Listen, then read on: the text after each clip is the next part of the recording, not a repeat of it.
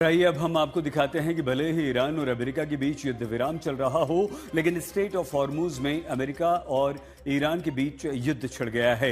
Iran और America दोनों Hormuz strait में जहाजों को जब्त कर रहे हैं और इन दिनों हॉर्मुज स्ट्रेट दुनिया के सबसे खतरनाक समुद्री रास्ते में बदल चुका है।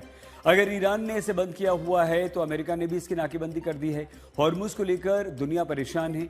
आइए आपको दिखाएं स्ट्रेट ऑफ हॉर्मुज के युद्ध में आगे अब क्या होगा और दुनिया कितनी बुरी तरह से परेशान है।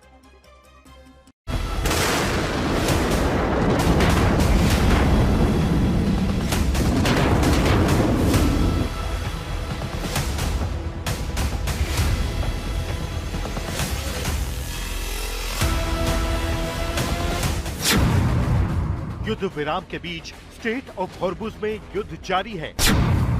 हॉर्मुज में ईरान बनाम अमेरिका जहाजों की आई शामत। हॉर्मुज में ईरान और अमेरिका की लड़ाई, दुनिया बौखलाई।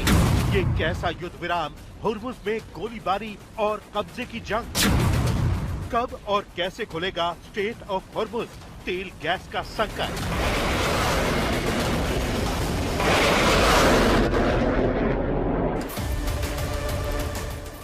स्ट्रेट ऑफ हॉर्मुज यानी दुनिया का सबसे महत्वपूर्ण और संकरा समुद्री चोक पॉइंट है, जो ओमान की खाड़ी को फारस की खाड़ी से जोड़ता है।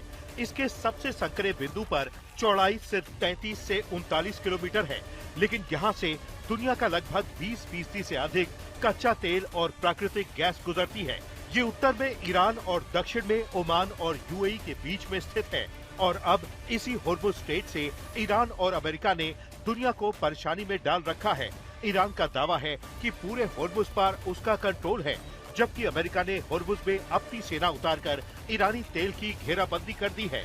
लेकिन ईरान और अमेरिका की वजह से दुनिया को कैसे और कितनी परेशानी हो रही है, अब आपको दिखाते हैं। स्ट्रेट ऑफ हॉर्मुज में ईरान के रेवोल्यूशनरी गार्ड्स ने भारत और श्रीलंका जा रहे जहाजों को रोकने का वीडियो जारी किया है। इसमें स्पीड बोट पर सवार ईरानी सैनिक जहाजों के पास पहुंचते हैं और फिर हथियारों के साथ उन पर चढ़ते नजर आ रहे हैं। वीडियो में दिखाया गया है कि सैनिक चेहरे पर मास्क लगाए हुए थे और उनके पास राइफलें थी। जिन जहाजों को रोका गया उनमें एपामिनोंडास और MSC फ्रांसिस्का शामिल हैं, जो भारत और श्रीलंका की ओर जा रहे थे। ईरान की सुरक्षा एजेंसी से जुड़े नूर न्यूज के मुताबिक एपामिनोंडास को चेतावनी देने के बाद भी नहीं रुकने पर उस पर फायरिंग की गई। रिपोर्ट के अनुसार एक और जहाज यूफोरिया पर भी गोलीबारी की गई, जिसके बाद वो रुक गया। ईरानी गार्ड्स ने बयान में कहा कि उन्होंने हॉर्मुज में 2 जहाजों को नियमों का उल्लंघन करने पर रोका और ये सब ऐसे समय में हो रहा है जब अमेरिका के राष्ट्रपति डोनाल्ड ट्रंप ने अस्थायी युद्ध विराम को अनिश्चित समय के लिए बढ़ाने का ऐलान किया है। एक इंटरव्यू में ट्रंप ने कहा कि अगर ईरान समझौता करता है तो वो बेहतर स्थिति में आ सकता है और एक मजबूत देश बन सकता है, जबकि ईरान साफ साफ कह रहा है कि जहाजों को हॉर्मुज से गुजरने के लिए उससे मंजूरी लेनी होगी। ईरान लगातार अपनी बंदरगाहों की अमेरिकी नाकेबंदी का विरोध कर रहा है और इसी विरोध के तौर पर वो अन्य जहाजों को भी हॉर्मुज में आवाजाही से रोक रहा है। इजाजत नहीं लेने वाले जहाजों पर ईरान लगातार शिकंजा कस रहा है। ईरान की ऐसी कार्रवाई के बाद से दुनिया भर में संकट और गहरा गया है। इस रूट से जहाजों की आवाजाही करीब करीब बंद है और इसका असर तेल और गैस की सप्लाई पर पड़ रहा है। आपको बता दें कि अमेरिका और ईरान युद्ध में ईरान ने हॉर्मुज स्ट्रेट को तुरुप का इक्का बनाया और हॉर्मुज को हाईजैक करके दुनिया को युद्ध की चपेट में ले लिया। तेल और गैस के लिए दुनिया में त्राही शुरू हुई तो दुनिया के देशों ने अमेरिका पर दबाव बनाना शुरू किया कि किसी भी तरह से युद्ध विराम हो जाए। युद्ध विराम तो हो गया, लेकिन स्ट्रेट ऑफ हॉर्मुज का मुद्दा जस का तस बना हुआ है। आपको बता दें कि हॉर्मुज स्ट्रेट को लेकर रूस ने तो बहुत बड़ी बात कह दी थी। रूसी संघ की सुरक्षा परिषद के उपाध्यक्ष और देश के तीसरे राष्ट्रपति रहे दिमित्री मेदवेदेव ने कहा था कि ये स्पष्ट नहीं है कि वॉशिंगटन और तेहरान के बीच हुआ युद्ध विराम किस तरह आगे बढ़ेगा, लेकिन एक बात निश्चित है, ईरान ने अपने परमाणु हथियारों का परीक्षण कर लिया है। इसे स्ट्रेट ऑफ हॉर्मुज कहा जाता है।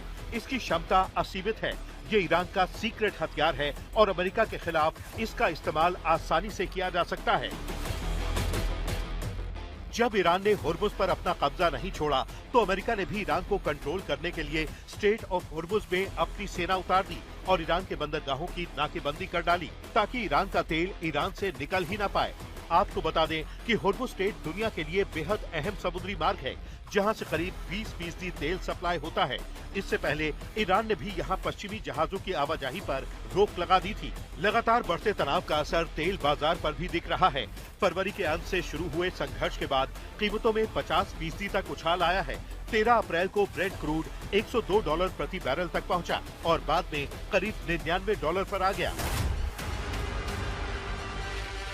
आपको बता दें कि ईरान ने स्ट्रेट ऑफ होर्मुज में बारूदी सुरंगें भी बिछा दी थी और अब द वॉशिंगटन पोस्ट के मुताबिक अमेरिकी सांसदों के लिए आयोजित गोपनीय ब्रीफिंग में साझा किए गए पेंटागन के आकलन के हिसाब से होर्मुज से बारूदी सुरंगें हटाने में 6 महीने का समय लगेगा।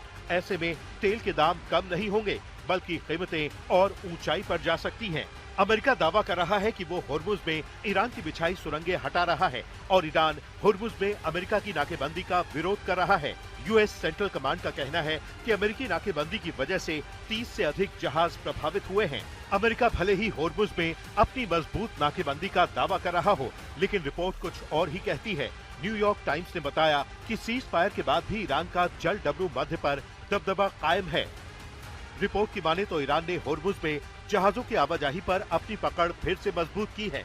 ईरान के नियंत्रण का गहरा वैश्विक असर पड़ा है।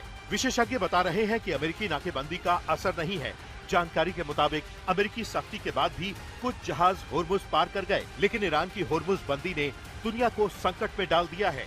आज तक ब्यूरो।